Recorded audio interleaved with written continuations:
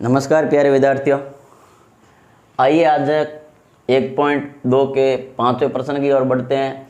क्या दे रखा है? जांच कीजिए कि क्या किसी प्राकृत संख्या n के लिए संख्या 6n जो अंक है वो 0 पर समाप्त हो सकता है या नहीं हो सकता, ये आपको बताना है।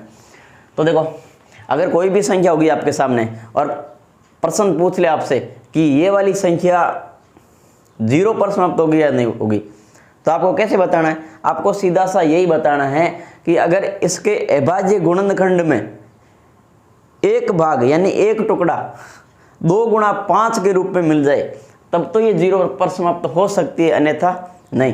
तो आपको इसमें ये देखो, ये थ्योरिकल प्रश्न है, आपको थोड़ा लाइन के रूप में ऐसा याद रखना, ज़्यादा इसमें कुछ है नहीं, फिर भी अच्छा प्रश्न है ये। तो देखो क्या पूछ रखा है, 0 पर समाप्त होगी या नहीं होगी। तो 0 पर समाप्त होगी या नहीं होगी, इसकी क्या शर्त है? यदि कोई संख्या किस पर 0 पर समाप्त होती है तो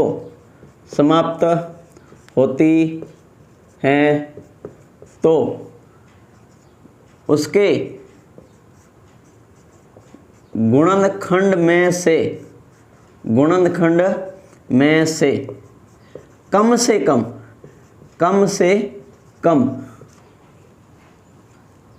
कम कितनी बार? एक बार 2 गुना 5 होना जरूरी है। 2 गुना 5 होना जरूरी है। n यानी प्राकृत संख्या, n बराबर क्या है? n क्या है? एक प्राकृत संख्या है। तो प्राकृत संख्या में कुछ भी 1, 2, 3, 4 ऐसे कुछ भी लिख सकते हैं आप। अब देखो, ये तो मैंने दिखाने के लिए लिखा है, बाकी इसका कोई अभी काम में लेना नहीं है। आप ऐसे देखो कि यहाँ पर तो 6 आया है, 6 के अलावा कोई भी संख्या आ जाए, जैसे 12 आ गया, कोई ले लो 18 आ गया, या और भी कोई संख्या आ गई, तो आपको बताना है क्या ये संख्या और ये संख्या 0 पर समाप्त होती है या नहीं होती है। तो आपको सीधा सा क्या बताना है, कोई भी पूछे तो उनको ये बोल देना, इसके भी गुणनखंड करो, जो संख्या पूछ रहे उसके गुणनखंड करो, उनके गुणनखंड के रूप में 2 गुणा 5 प्राप्त हो जाए तो सीधा सा बता देना ये 0 पर समाप्त होती है, अन्यथा नहीं होती है। तो देखो आपको यहाँ क्या दे रखा है? 6n दे रखा है। 6n बराबर, तो 6 के अगर मैं अभाज्य गुणनखंड के रूप में टुकड़े करूंगा तो क्या प्राप्त होगा? 2 गुणा 3 प्राप्त होगा, और ये पावर n लगा रखी, ये लगा दो।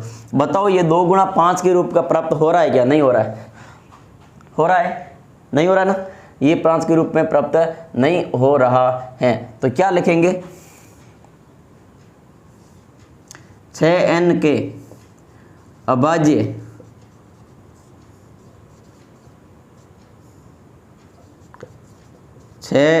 अभाज्य गुणनखंड करने पर यह 2 गुणा 5 के रूप में प्राप्त नहीं हो रहा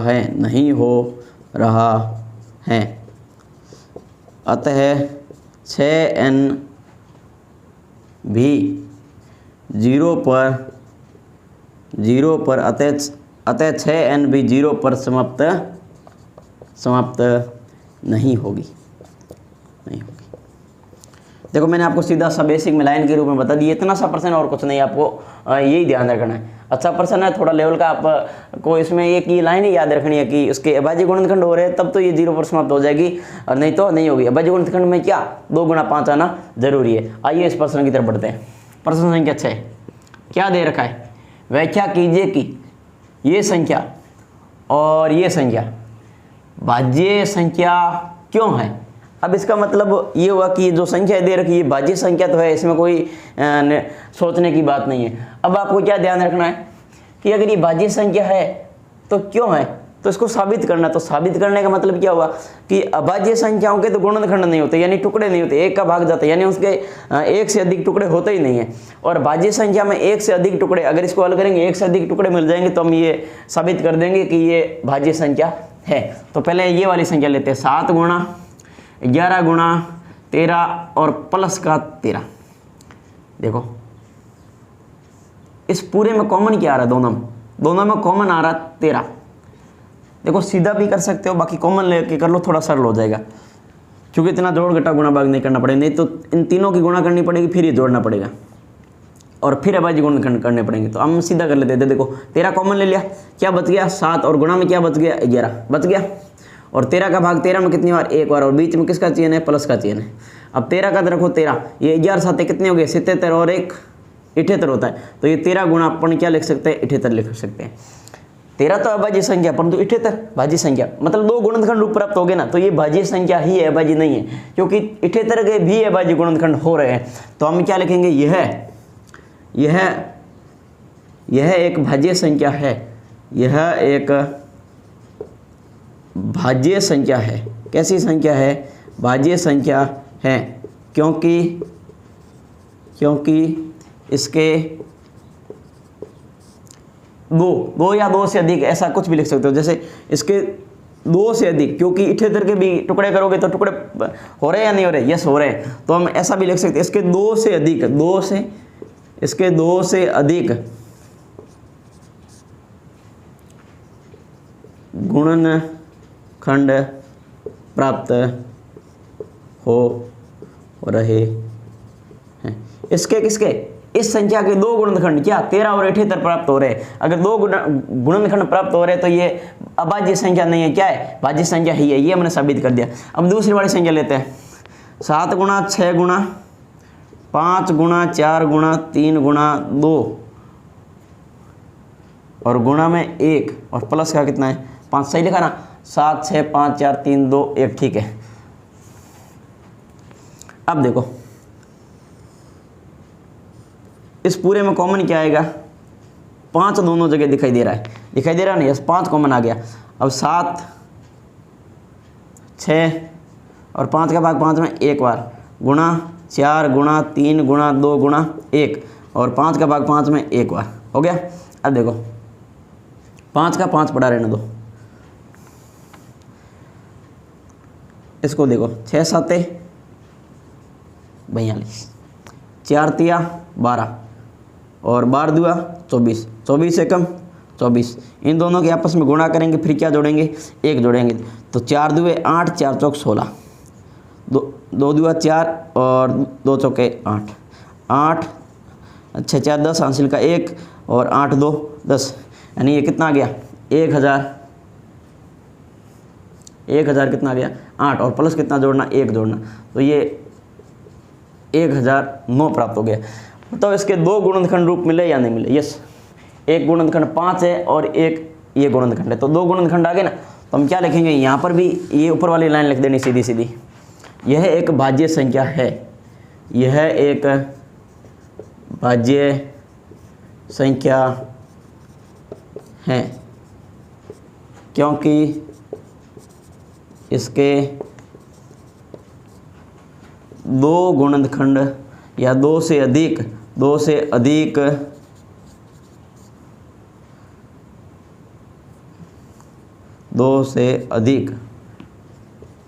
गुणनखंड रूप प्राप्त हो रहे हैं। देखो इसके 2 से अधिक गुणनखंड, इसको भी चेक कर लेना, नहीं तो 2 तो है ही, 1 से ज़्यादा यानी 2 या 2 से अधिक गुणनखंड रूप प्राप्त होंगे तो कैसी संख्या होगी, भाज्य संख्या ही होगी। उतारो इसे, अगला प्रश्न करते हैं।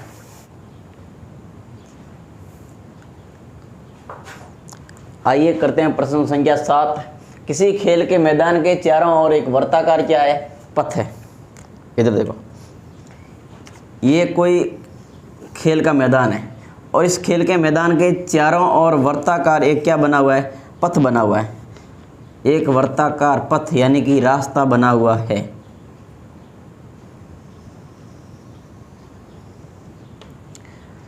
अब इस वर्ताकार, किसी खेल के मैदान के चारों ओर एक वर्ताकार पथ है, यानी ये खेल का मैदान है, मैदान के चारों ओर ये क्या बना हुआ है, वर्ताकार पथ बना हुआ है, रास्ता बना हुआ है, ठीक है। अब इसमें क्या बोल रखा है, इस मैदान का एक चक्कर लगाने में, यानी ये मैदान है ना, इस मैदान का एक चक्कर लगाने में जो शून्य है सोनिया को लग रहे हैं आपके 18 मिनट। कितने मिनट? 18 मिनट लग रहे हैं। और जबकि इसी मैदान का एक चक्कर लगाने में किसको? रवि को कितने मिनट? 12 मिनट। देखो ध्यान से समझना, सोनिया को तो 18 मिनट लग रहे हैं और आपके रवि है इसको लग रहे हैं, रवि को 12 मिनट लग रहे हैं। मैदान वही है और मान लीजिए वे दोनों एक ही स्थान पर, एक ही मैदान है और दोनों एक ही स्थान से एक ही समय पर चलना प्रारंभ करके एक ही दिशा में आगे बढ़ते हैं, तो कितने समय बाद वे पुनः उसी स्थान पर मिलेंगे? देखो अब यहाँ फोकस दो, प्रश्न पूरा हो गया, पढ़ लिया हमने।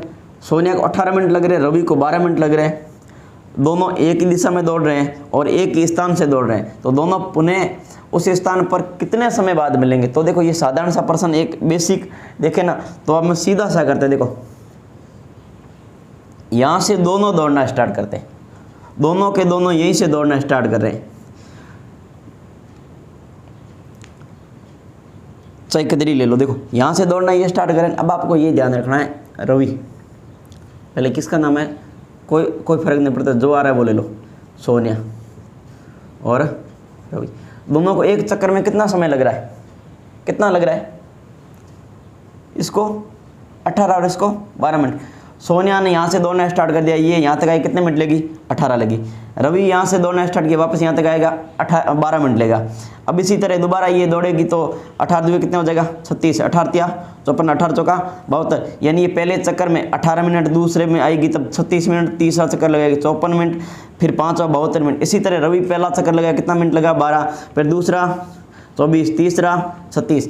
अब पूछा यही है कि वो पुनः कितने समय बाद उसी स्थान पर मिलेंगे।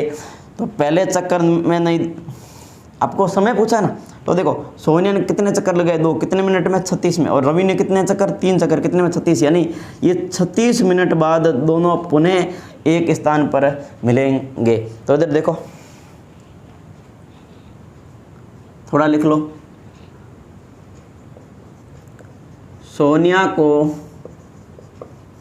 एक चक्कर लगाने में लगा समय बराबर है आपके 18 मिनट।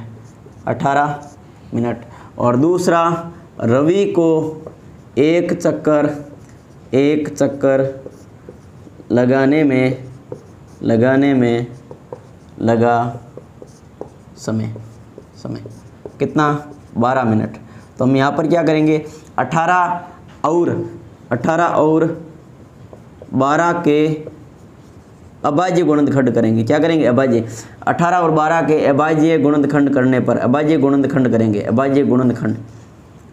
18 और 12 के क्या करेंगे? अभाज्य गुणनखंड करेंगे। उसके बाद हम इसका एलसीएम ज्ञात करेंगे, तो हमारा ये 36 आ जाएगा। देखो साधारण सा प्रश्न समझना, तो आपको ये समझना है दोनों कितने समय बाद मिलेंगे। टाइम पूछा है, चक्कर नहीं पूछा है, टाइम पूछा है। तो आपको क्या करना है? ये ध्यान रखना है, ये 18 मिनट ले रही है, 12 मिनट ले रहा है, तो ये 2 चक्रों में, ये देखो पहला चक्कर लगाया कितने मिनट? 12। पहला चक्कर लगाया इसने कितने मिनट ली? 18। इसने कितने मिनट ली? 12। फिर दूसरे चक्कर तक इसमें टोटल कितना समय लग गया? 36। इसका दूसरे में 24 और तीसरा 36, यानी ये 2 चक्कर और ये 3 चक्कर, ये 2 चक्कर लगाएगी यहाँ पर आएगी और ये 3 चक्कर लगाएगा यहाँ पर आएगा, तो ये दोनों कितने समय बाद मिलेंगे? 36 मिनट बाद मिलेंगे। ये तो था साधारण सा, आप सीधा देख सकते हो, 1 चक्कर में, 2 चक्कर में, 3, 4 कितना मिनट लग रहा था, यानी 36 मिनट में दोनों मिले। कॉमन आ रहा ना? यस।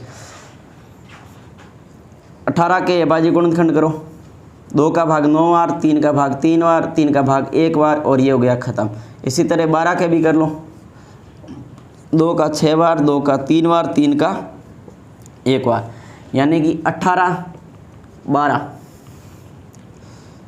2 गुणा 3 गुणा 3, और यहाँ पर 2 गुणा 2 गुणा 3। इसको इस रूप में लिख सकते हैं, 2 का 2, 3 कितनी बार है? 2 बार है, ठीक है। 2 कितनी बार है? 2 बार, और 3 का 3।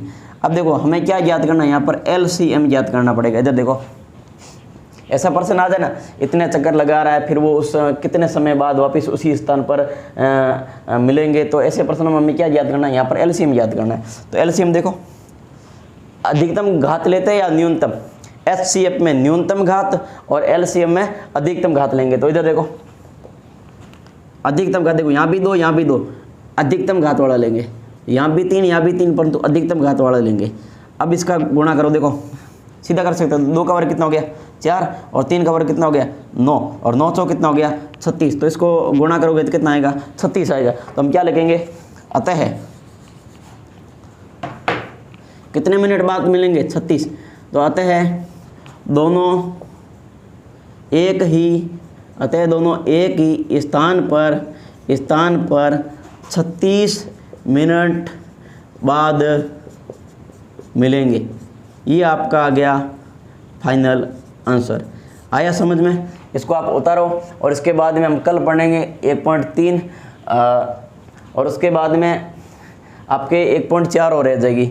और ये टोटल प्रश्नमाला आपके कितने नंबर की है, 4 नंबर की है। आप इस प्रश्न को अच्छे ढंग से समझ गए होंगे। इसे आप उतारो और आगामी क्लास में हम 1 पॉइंट पढ़ेंगे 3।